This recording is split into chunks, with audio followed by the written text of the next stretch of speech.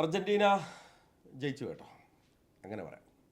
കളിച്ച് ജയിച്ചു എന്ന് പറയുന്നില്ല, വിയർത്ത് കുളിച്ച് നനഞ്ഞ് മഴയത്ത് നിന്ന് അർജന്റീന കേപ്പ് വെർദയോട് ഒരു വിധം ജയിച്ചു കയറി. ഒരു പക്ഷേ അർജന്റീനിയൻ ആരാധകർക്ക് വലിയ നിരാശയുള്ളൊരു പ്രകടനമാണ്. അപ്പോഴും പക്ഷേ നമ്മൾ ഓർത്തെടുക്കുന്ന കുറേ നിമിഷമുണ്ട്. വാർ റൂമാണ്. അപ്പോൾ വാർ റൂമിൽ നമ്മൾ തുടക്കത്തിലേ പറയട്ടെ, ഞങ്ങളൊരു ഫാൻ ഫൈറ്റാണ്.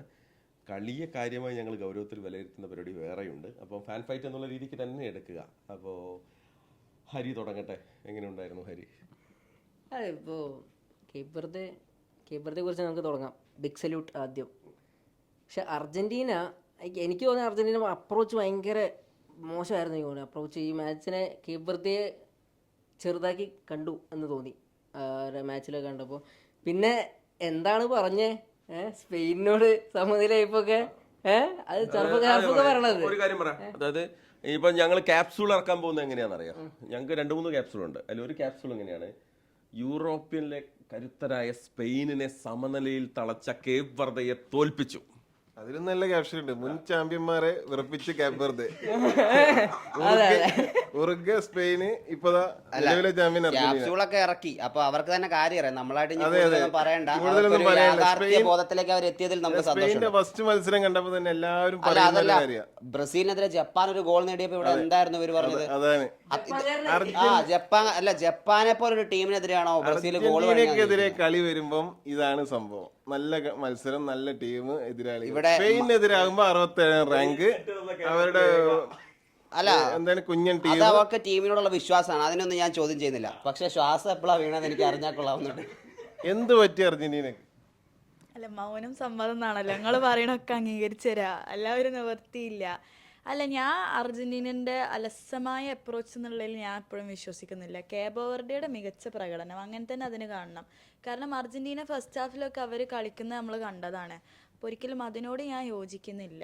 ഒരിക്കലും നമ്മളൊരു ടീം നല്ല പ്രകടന മികവ് കാഴ്ചവെക്കുമ്പോൾ മറ്റു ടീമിൻ്റെ അത് നിങ്ങൾക്ക് അർജന്റീനയോടുള്ള ഭയമാണ് അവിടെ കാണുന്നത്. കാരണം അലസമായ പ്രകടനം എന്ന് പറയുമ്പോൾ അതിലപ്പുറത്തേക്ക് പ്രകടനം ഉണ്ട് എന്നുള്ളത് ഇവർക്ക് അറിയാം. നൂറയുടെ സംസാരത്തിൽ ഒരു പക്വത വന്നിരിക്കുന്നു മഹേഷ്. ഇപ്പം അതാണ് പറയാനുള്ളത്, ഒരു വലിയ പക്വത. അതെ, മഹേഷിന്റെ സംസാരത്തിൽ ആ പക്വത ഞാൻ പ്രതീക്ഷിക്കുന്നുണ്ട്. നൂറ് പിന്നെ ആ മാച്ച് കഴിഞ്ഞപ്പോൾ പറഞ്ഞതേ, അർജന്റീനയും പുറത്തായെങ്കിൽ എൻ്റെ കാര്യം തീർന്നേനെ. ജർമ്മനി പുറത്തായതിൻ്റെ വിഷമത്തിൽ ഇരിക്കുക അവിടെ, അർജന്റീനയും പോയപ്പോ തീർന്നേ. അല്ല, ഈ ലിസ്റ്റിൽ കോമ ഇടാൻ വേറെ ടീമുകളുണ്ടോ? അർജന്റീനയും എന്ന് പറഞ്ഞ് അവസാനിപ്പിക്കുകയാണ്. ഇല്ല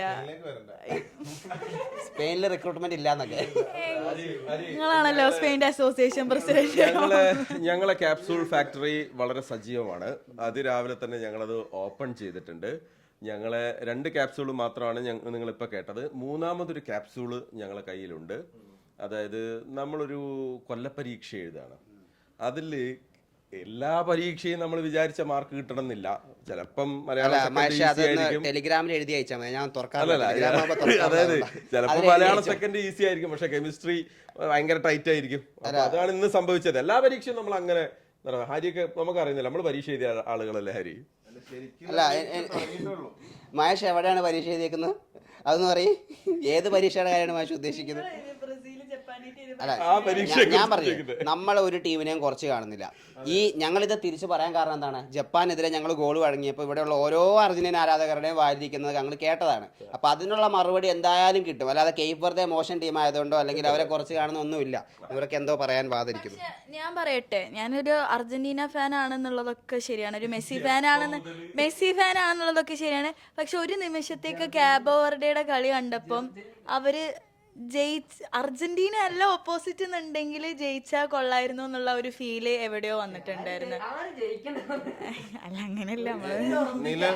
നൂറയുടെ ലിസ്റ്റിൽ 3-മതൊരു പേരും കൂടെ ഉണ്ടായിരുന്നു, കേപ്പ് വെർദെ. പക്ഷെ 2 പേരും തമ്മിൽ കളി വന്നുകൊണ്ട് ഒരാൾ ലിസ്റ്റിൽ നിന്ന് പുറത്തായി. അടുത്തത് മുതൽ ജർമ്മനി, അർജന്റീന, കേപ്പ് വെർദെ. അടുത്ത മത്സരത്തിൽ നോർവേ കൂടി ഉണ്ടാവുന്നതാണ് എന്ന് ഞാൻ വിശ്വസിക്കുന്നു. ഇതില് നമ്മൾ പറയേണ്ടത് ഒസീനിയുടെ സേവുകൾ നമ്മൾ പറയണം. ഫസ്റ്റ് മാച്ച് മുതൽ നമ്മൾ പറയുന്ന ഒരു കാര്യമാണ് ഒസീനിയുടെ പ്രകടനം. അപ്പൊ തീർച്ചയായിട്ടും മുന്നിൽ നിൽക്കുന്നത് ഒസീനിയുടെ. നമ്മള് ഫ്ലോറിലെന്ന് പറഞ്ഞു, അതായത് ഖത്തർ ലോകകപ്പിൽ അവസാന നിമിഷം കാലുകൊണ്ടായിരുന്നെങ്കിൽ ഇത്തവണ ഇത്തവണ കൈ കൊണ്ട് ഫിംഗർ അല്ലേ, പക്ഷെ അതിന് മുന്നുള്ള ഒരു ഷോട്ട് നടത്തിട്ടില്ല. അതെന്താ പറയാത്തത്? അല്ല എമിലിയാനോ മാർട്ടിനസിനെ നമ്മൾ കുറ്റം പറയുന്നൊന്നുമില്ല കേട്ടോ. അദ്ദേഹം ഗംഭീരമായ പെർഫോമൻസ് നടത്തിയിട്ടുണ്ട്. പക്ഷേ മനം കവർന്നത് ഓസീനെ തന്നെയാണ്. അപ്പോൾ നമ്മൾ കഴിഞ്ഞ ലോകകപ്പിൽ മെസ്സി കപ്പടിച്ചപ്പോൾ ക്യാപ്സ്യൂൾ ഇറക്കിയല്ലോ, മനം കവർന്നത് എംബാപ്പെ. അതുപോലെ തന്നെ മനം കവർന്നത് ഓസീനെ തന്നെയാണ്. ബ്രസീലിന്റെ ക്യാപ്സ്യൂൾ ഫാക്ടറിയിൽ നിന്ന് ഹരിക്ക് എന്തൊക്കെയോ മെസ്സേജ് വരുന്നുണ്ട്. ബ്രസീൽ അടുത്ത കളി കഴിയട്ടെ എന്നിട്ട് ഞാൻ പറയുന്നുള്ളൂ.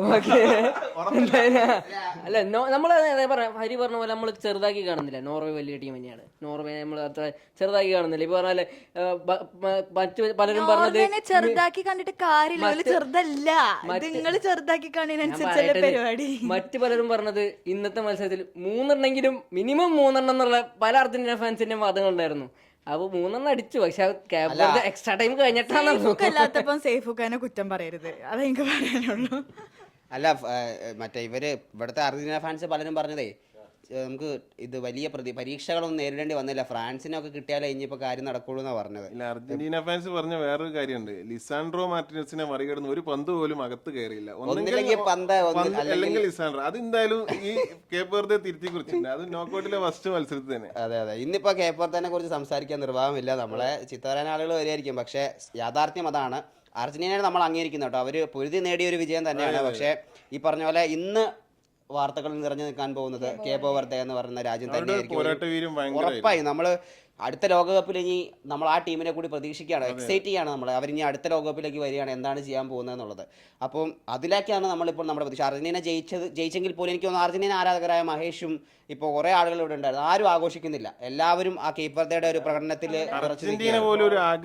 ന്യൂസ് ഫ്ലോറിൽ കേപ്പ് വെർദെക്ക് വേണ്ടിയാണ് ഇന്ന് കാര്യമായിട്ട് സംസാരിച്ചത്. ഹരി നിങ്ങൾ രണ്ടാളും എൻ്റെ കൂടെ ഉണ്ടായിരുന്നു. കാരണം അതുകൊണ്ടല്ല, എന്താണെന്നറിയോ, ഇന്ന് യഥാർത്ഥത്തിൽ ഇന്ന് കളിച്ചത് നമ്മൾ ഈ പറഞ്ഞ പോലെ മനം കവർന്നത് എന്നൊക്കെ നമ്മൾ ഒറ്റ വാക്കിൽ പറഞ്ഞത് അത് കേപ്പ് വെർദെയാണ് 100%. ഇന്ന് അർജന്റീനയുടെ ദിവസമേ അല്ല. പക്ഷെ അർജന്റീന ഈ പറഞ്ഞതുപോലെ എതിരാളികളെ എന്താ പറയുക, അവരുടെ കരുത്തിനെ ചോദ്യം ചെയ്തുകൊണ്ടുള്ള ഒരു കളി അവരുടെ ഭാഗത്തു നിന്ന് വന്നു. നിരാശയാണ്, സത്യസന്ധമായിട്ട് പറഞ്ഞാൽ നല്ല നിരാശയുണ്ട്. ഇങ്ങനെയല്ലായിരുന്നു കളിക്കേണ്ടത് എന്നുള്ളത്. ലയണൽ സ്കലോണിയുടെ 100ാം മത്സരത്തിന് ഇങ്ങനെയൊരു വിരുന്ന് കേപ്പ് വെർദെ ഒരുക്കി വെച്ചിട്ടുണ്ടെങ്കിൽ സ്കലോണിയുടെ മുഖം വാടി തളർന്ന് അവസാന നിമിഷമാണ് അദ്ദേഹം ഒന്ന് എണീറ്റ് നിന്നത്. അല്ല, സ്കലോണി തലതാഴ്ത്തി നിൽക്കുന്നത് നമ്മൾ അപൂർവ നിമിഷങ്ങളിലേ കണ്ടിട്ടുള്ളൂ. അത് ഇന്നൊന്ന് അത് കാണാൻ കഴിഞ്ഞു എന്നുള്ളതാണ്. പക്ഷെ അത് ആ 3ാം ഗോൾ വരുമ്പോൾ നെടുവീർപ്പിടുന്ന സ്കലോണിനെയാണ് നമ്മൾ കണ്ടത്. കാരണം ഒരു നിമിഷം അദ്ദേഹം പോലും വിചാരിച്ചു പോയി ഈ കയ്യിൽ നിന്ന് പോവുകയാണോ ഈ മത്സരം എന്നുള്ളത്. ഒരു പക്ഷേ പെനാൽറ്റിയിലേക്ക് പോയായിരുന്നെങ്കിൽ നമുക്കൊന്നും പ്രെഡിക്റ്റ് ചെയ്യാൻ പറ്റില്ല. കാരണം ഈ 2 ഗോൾ നേടി തിരിച്ചടിച്ച് അർജന്റീനയെ പോലൊരു ചാമ്പ്യന്മാർക്കെതിരെ നിൽക്കുന്ന ടീമിന് അസാമാന്യ കോൺഫിഡൻസ് ആയിരിക്കും. മെഡിക്കൽ ക്വസ്റ്റ്യൻ ചോദിക്കട്ടെ. നമ്മളെ ഹൃദയത്തിന് ചുറ്റുമുള്ള രക്തം പമ്പ് ചെയ്യുന്ന രക്തക്കുഴലുകൾ നിലച്ചു പോയാൽ എന്തായിരിക്കും അവസ്ഥ? അല്ല, മെസ്സിയുടെ കാര്യമാണ് പറഞ്ഞു വരുന്നത്. എന്തോ മറ്റേ ഇത് ഇമോഷനൊക്കെ ഇട്ട് ഏതോ ഒരു പാട്ട് മനസ്സിലുണ്ട്. അതിപ്പോൾ എഡിറ്റ് ചെയ്ത് കട്ട് ചെയ്ത് കയറ്റാൻ വേണ്ടിയുള്ള പ്ലാനാണ്. അതുകൊണ്ട് അതിന് മറുപടി അല്ല, ഞാൻ പക്ഷെ പറയുന്നത് എന്താ പറയുക, നമ്മൾ സത്യത്തിൽ ഞങ്ങൾക്ക് ആഘോഷിക്കാൻ പറ്റുന്ന ഒരു ദിവസം ഒന്നല്ലെന്ന് ഞങ്ങള്. പിന്നെ ഞാനീ പറഞ്ഞുള്ളൂ, പരീക്ഷയാണ് അല്ലേ നമ്മള്. അല്ലെങ്കിൽ സ്പെയിൻകാരോട് ചോദിക്കും. അല്ല, കേപ്പ് വെർദെനെ കുറിച്ച് നമ്മൾ സംസാരിക്കുന്നത് അതുകൊണ്ടാണ്. ലയണൽ മെസ്സിനെ ഒരു പരിധി വരെ നിശബ്ദമാക്കാൻ അവർക്ക് കഴിഞ്ഞു. അത് അവരുടെ മികവാണ്. കാരണം 3 താരങ്ങളാണ് മെസ്സിയെ മാർക്ക് ചെയ്തത്. എന്നിട്ട് പോലും ബാക്കി 9 താരങ്ങളെ വെച്ച് ബാക്കി വരുന്ന സ്പേസ് അവർ കവർ ചെയ്തിട്ടുണ്ട്. അത് തന്നെയാണ് അവരുടെ വിജയം. അപ്പോൾ കൃത്യമായ ഗെയിം പ്ലാനോട് കൂടി, കൃത്യമായ ഹാർഡ് വർക്കോട് കൂടി തന്നെ ഒരു മത്സരത്തെ അവർ സമീപിച്ചു. എനിക്ക് തോന്നുന്നു അവർ ഈ റൗണ്ട് ഓഫ് 32ലേക്ക് എത്തുമെന്ന് പോലും അവർ പക്ഷേ ലോകകപ്പിലെത്തിയപ്പോൾ പ്രതീക്ഷിച്ചിട്ടുണ്ടാവില്ല. അവരെ സംബന്ധിച്ച് അവർ മനസ്സും അതുപോലെ തന്നെ ലോകമൊക്കെ കീഴടക്കി തന്നെയാണ് മടങ്ങുന്നത്. ഇത് മാത്രമല്ല, ഈ അർജന്റീനയുടെ നോക്കൌട്ടിലെ സ്റ്റേജിലേക്ക് വരുമ്പോൾ അർജന്റീന ചില വീക്ക് ലിങ്കുകൾ നമ്മൾ ഈ മത്സരത്തിൽ കണ്ടു.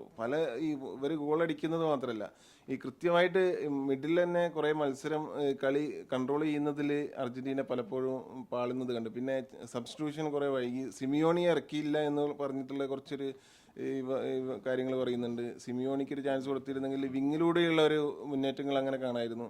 അത്തരത്തിൽ അർജന്റീനയുടെ കുറേ പ്ലാനുകൾ ഈ മത്സരത്തിൽ പാളുന്നത് നമ്മൾ കണ്ടു.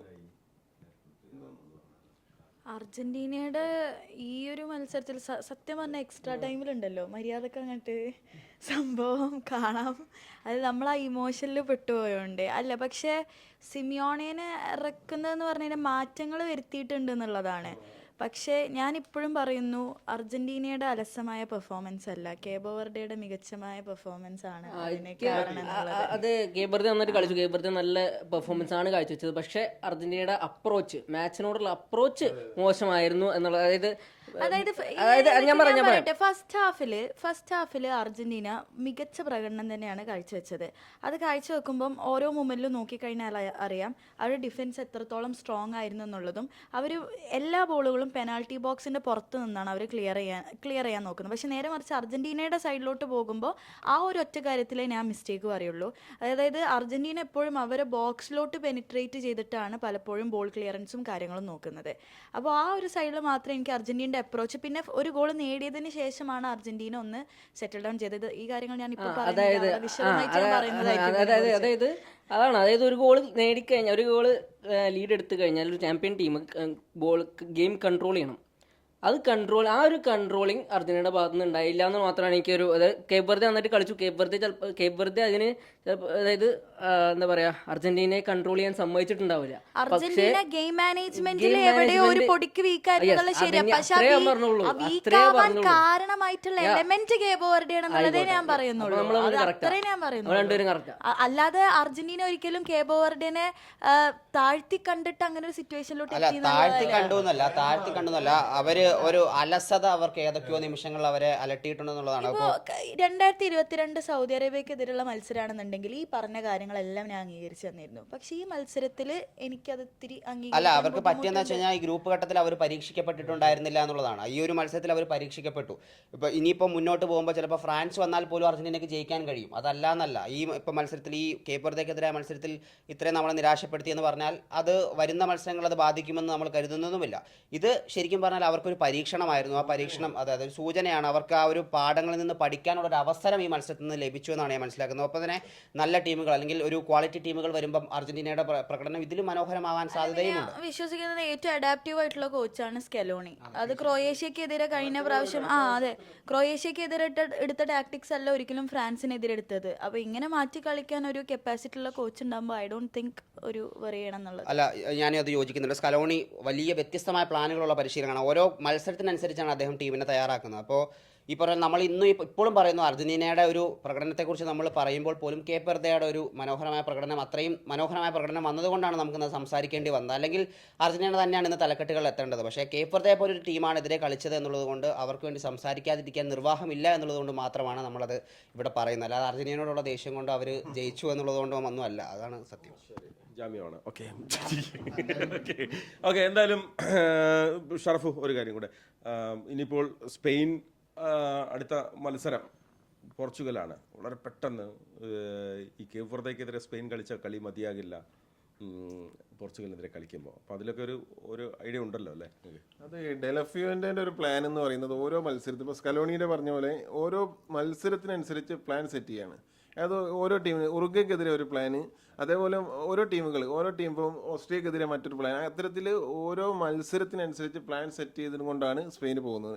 ഇനിയിപ്പം പോർച്ചുഗലായിട്ട് വരുമ്പോൾ പോർച്ചുഗലായിട്ടുള്ള കുറേ കണക്കുകൾ സ്പെയിന് തീർക്കാനുണ്ട്. കഴിഞ്ഞ നാഷൻസ് ലീഗിലെ ഫൈനലിൽ തോൽപ്പിച്ചത് പോർച്ചുഗലാണ്.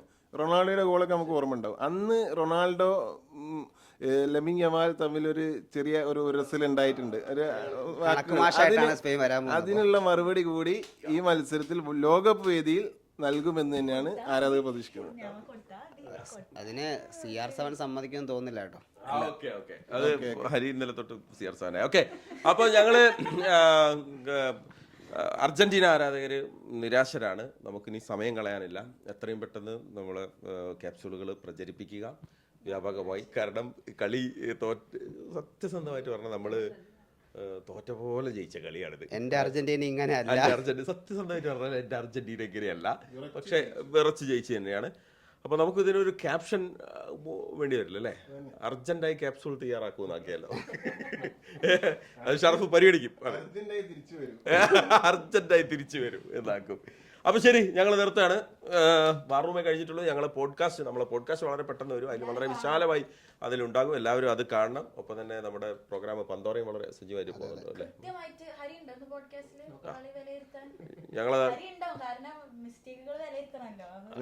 കൃത്യമായ അർജന്റീനയുടെ ടാക്ടിക്സും ഒപ്പം തന്നെ കേപ്പ് വെർദെയുടെ ടാക്ടിക്സും ഒക്കെ നൂറ വിശദമായി പോഡ്കാസ്റ്റിൽ നിങ്ങൾക്ക് വേണ്ടി വിലയിരുത്തി തരുന്നതായിരിക്കും.